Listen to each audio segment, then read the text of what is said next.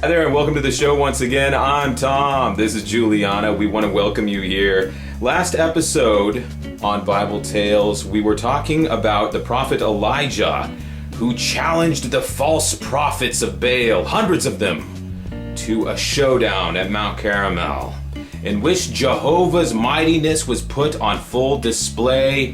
Baal was proven to be a fraud, a phony, a loser, and a charade. Well, this was a pretty big deal because right after that, the false prophets were executed. And the people of Israel finally sided with Jehovah, the God of the Bible, after which Elijah went to the top of Mount Carmel and he prayed to God 7 times in a row. And he told a servant standing there to go look out over the ocean. Well, they looked out over the sea and saw a little cloud coming out, no bigger than a person's hand. Just a tiny little cloud that started to appear.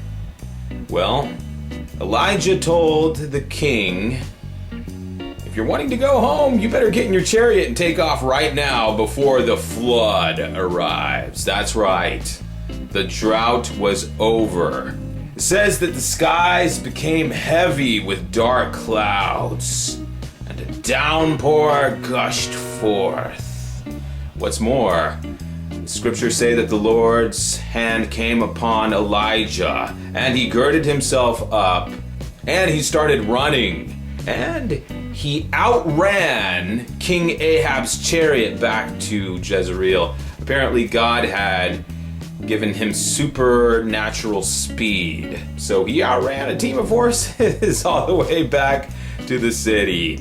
Well, when King Ahab got there, he told his wicked wife about the events that unfolded at Mount Carmel and that her false prophets, all the hundreds of them who ate at her table, well, they're sleeping with the dinosaurs now.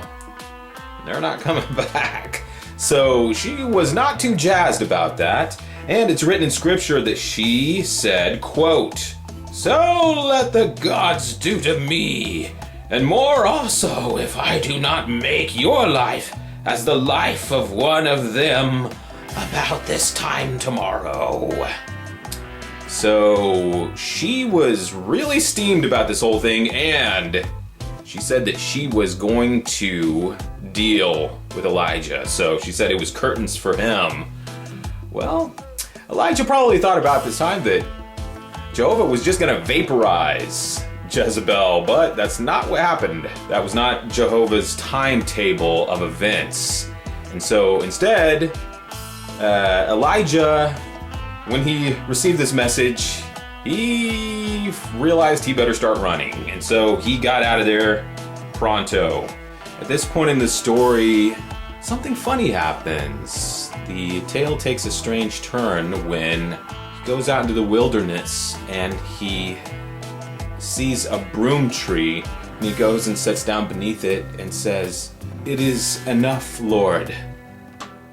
Please take away my life now."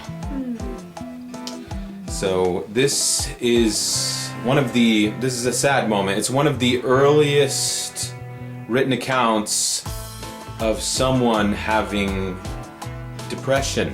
It's more of a modern thing that people talk about, being depressed. This wasn't something that was big in ancient literature. We don't know why Elijah felt this way after Jehovah's glorious victory over Satan at Mount Carmel. It seems that Elijah believed that the good times were just going to keep coming, that Jezebel was going to be kablooied. It's not what happened, though. And instead, Elijah had to return to what he was used to, which was running and hiding and everyone being mad at him. And I think he thought that those days were over, but he realized that it was still going to keep going that way. And I think it really set in for him. He was probably exhausted. At this point, God wanted to strengthen Elijah. And so he sent an angel who woke Elijah up beneath the broom tree and showed him that he had baked a cake for him. Apparently cake was Elijah's favorite food. Earlier in the scriptures he had talked about cake. And he also showed him a jug of water that we have. And we know that he liked water. And so the scriptures say that this strengthened Elijah for 40 days and 40 nights, which you may recognize that phrase. It's a biblical number signifying the long journey of faith in God, being carried through a wilderness, through a flood, through the desert. For weeks, the prophet Elijah walked through the Middle Eastern desert on his way to the mountain of God in distant Arabia, called Mount Horeb, also known as Mount Sinai. And it's said that for centuries, even predating the Bible, this was a mountain of worship to God. Something led Elijah to travel to this distant location. He may have been fleeing his enemies. What it seems is that he was being led there by God, whether he knew it or not. I actually watched a Bible program not too long ago with Christian explorers who were visiting. It was really quite interesting. This is a distant location, by the way. There's not even really a road that goes to it. It's way out in the desert. They say that the Arabian government is planning to build a road and even a visitor center, maybe even a hotel. They're very interested in boosting tourism to this site now. So apparently they've had a turnaround on that. The Christian explorers, while visiting this mountain and circuiting it, discovered a cave. Yes, there is a cave there, and they said this is Elijah's cave that he slept in, because we know from the scriptures he did that, and there is only one cave on the side of the mountain. It was really quite incredible to be watching on TV, the video cameras, and you're like, we're in Elijah's cave! It was in this cave that God spoke and said, "What are you doing here, Elijah?" Well, God knows everything. He already knows what Elijah is doing there, and he likely was the one that brought Elijah there. But God is acting as a counselor in this passage. He is dialoguing with Elijah to talk things out with him. And he's doing this for his benefit. And Elijah told God how he felt. He said, "I have been very zealous for you, Lord. Now I am all alone, and they seek to take my life." Well, this is how Elijah felt. Now we, as people reading the Bible, looking back all these years later, we say, what was Elijah worried about? God is on his side. And to us, it's like a movie, or it's like reading a book where we know that in the end, the good guys win. Of course they do. Well, it's different though, when this isn't ancient history for Elijah. He's living through the darkness of all this moment by moment. And he's just a person. I think all of us know someone, it may even be ourselves, that has felt this way at some point. It may be us ourselves who have said, "I tried to do the right thing for God. Look what happened. I had to stand alone. I got bullied. I got knocked down. Things didn't turn out my way. I was just trying to do what was right." Yes, this is a very common thing to feel this way. You see, God's timetable in retrospect is glorious, but when we are living through it, it's lonely, it's hard, and you end up taking punches for God. Well, God wanted to comfort Elijah, though. It's notable, he did not take away any of these hardships for Elijah. God, of course, knew in advance that Elijah would feel this way, and yet for purposes perhaps unknown to us, he does not remove the obstacles and difficulties that we must face. It may be good for us. So I know we don't want to hear that. may be that God knows better than us and knows that trial by fire is something that we need. It may have to do with faith. God strengthened Elijah by telling him to walk outside the cave and stand over the edge of the mountain, where a giant wind came up and caused an avalanche. He felt a mighty earthquake. God wanted to remind him of his power. God is infinitely powerful. We must never forget this. And then God did something to make Elijah feel better. You know what he did? He told him to get back to work because he has more assignments for him. That's right. God knows that we are made in his image and we need work, just as God is constantly working. The scriptures say that God is a God of purpose. And God told him something else. You are not alone. In Israel right now, there are 7,000 persons who did not bend the knee to Satan's system of things. This is something that can happen to us too. We may feel that we are alone. And that can be a very real feeling, especially if we're getting bullied, if we're getting picked on, or if we have deconstructionists telling us there is no God. We may feel very lonesome at times. The reality, no, this isn't true. We know the truth is that there are millions of brothers and sisters in God all around us. It's just the truth. Now, we don't know an exact number because of the wheat and the weeds. We know that Satan has littered the earth with false Christians, unfortunately, but even if you're doing a very conservative number, there are thousands and thousands and thousands of fellow believers in God. They're not far away, especially in this time period. We're on the internet. It's so much more easy than it's ever been at any time in history to connect with our fellow believers. You know, I was thinking about something the other day. Even if we spent all day reaching out and making new friends with all our fellow believers, we can't do it. There's too many. There's simply too many people that we could ever even meet right now. We will meet them later in the new heavens and new earth. We will have plenty of time to make many, many friends. But right now we can make many, many friends. And God did something else for Elijah. He knew how lonesome the prophet was. And so he decided that he was going to have a friend now. That's right. Elijah left the cave and he started walking towards Damascus in Syria.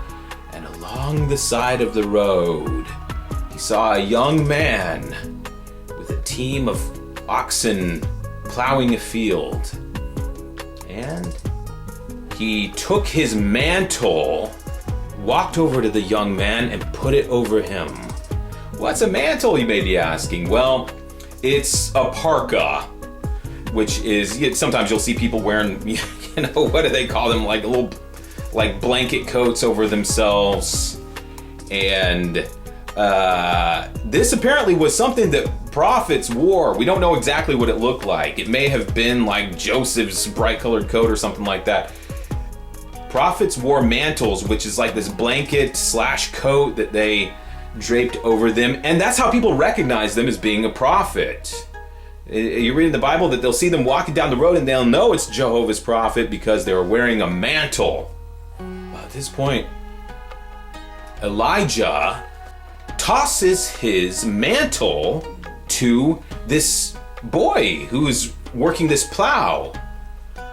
Well, also in Bible times, if you gave your garment to someone, if a man put his coat over another man, that means that he is transferring his authority to him. A comparable in our time would be if a army general took these stars off his lapel and pinned them on someone else. That would be signifying that he is resigning his authority to someone else. So this was a very surprising thing for this young fellow who was working in a field. Well, apparently Elijah began walking down the road again. And Elisha, this young boy, ran after him and he said, "I will follow after you. First, let me kiss my mother and father goodbye." And Elijah said, "Go back again, for what have I done to you?" Well, Elisha returned to his field, and it says that he butchered the oxen and that he took his agricultural equipment and apparently piled it into a fire so that he could cook the oxen. Then he invited his parents and their friends and the people about there, and it says that they sat down and he boiled the flesh of the animals and they sat and ate. And if you're wondering what this means, it was a goodbye for Elisha. We know from the story of the prodigal son in the scriptures that even preparing a lamb for a get-together was a big deal. And so for him to have prepared these oxen that were his work animals for a dinner for his family, and also that he burned his working utensils to make a fire, it meant that he was not coming back. And this may have been the last time he saw his family. We know that he was busy in the Lord's work after this, and so this may have been a bittersweet repast that he had with his family one last time. Another bittersweet moment came when Elijah and Elisha arrived in Jericho, and the sons of the prophets told Elisha, "The Lord will take away thy master from thy head this day."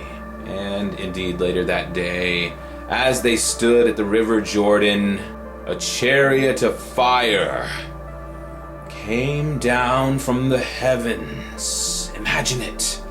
Horses, a wagon, all made of flames.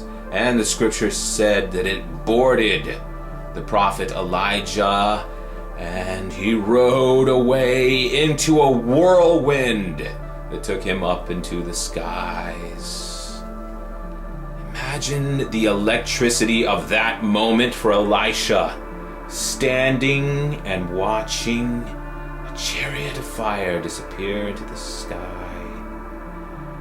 Imagine the moments after that, the silence that followed what just happened, as Elijah stood there staring into the great by and by, knowing that the prophet Elijah was gone. The world would not have him anymore.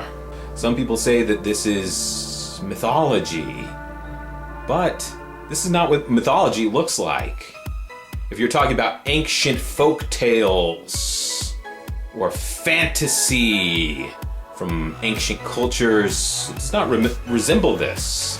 Elijah was a regular person from an actual place. He was not in Shangri-La or Xanadu.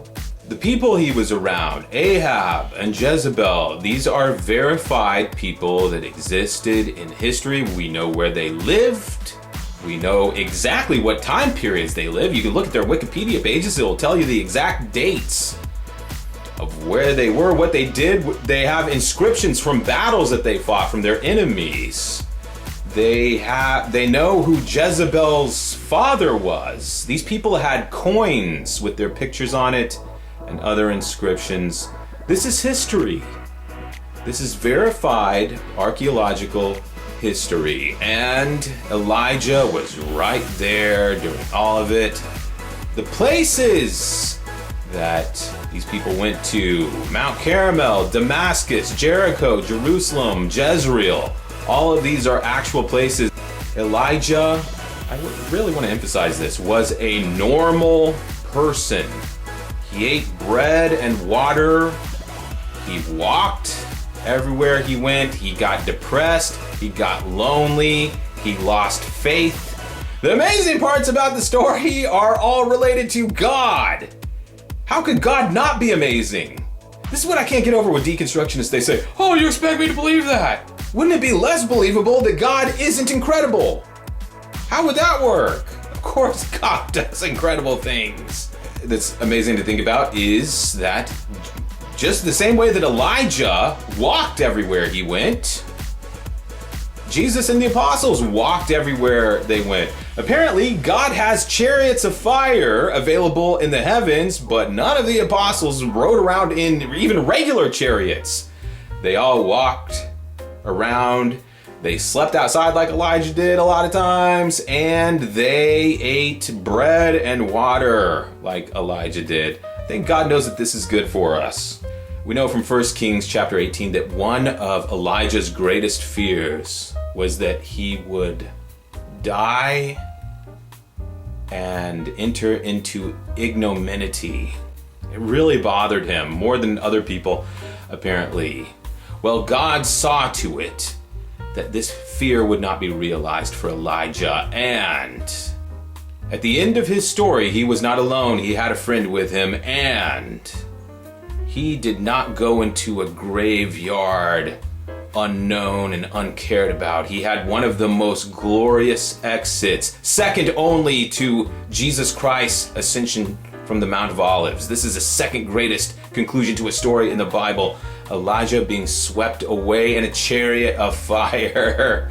Well, I believe in God's providentiality. God does what is necessary, what is correct, and apparently, at this moment, God knew that it was correct for Elijah to have this glorious send-off. You know, our story may end up being quite a bit like Elijah's, where in our day-to-day activities, nothing special happens. Most of the time, we just go about our daily business. And yes, we are trying to serve God, but sometimes we get depressed. Sometimes we don't feel good. Sometimes we feel like the world is winning. And most of the time, we're just provided our daily bread by God. But just as Elijah's story had a very surprising day that happened where he got taken away by a chariot of fire. Yeah, but he may not have even known that was going to happen. Well, we know that we have a great day that's going to happen. It's called the rapture. Imagine that day when all of us will meet Jesus in the clouds. It's like being a superhero. You say, we can fly? And Jesus says, yeah. Thousands and thousands of our friends in God all around us. And thanks again for tuning into Bible Tales. We've had a great time. We're so glad that you were here with us this episode, and we hope you have a great night.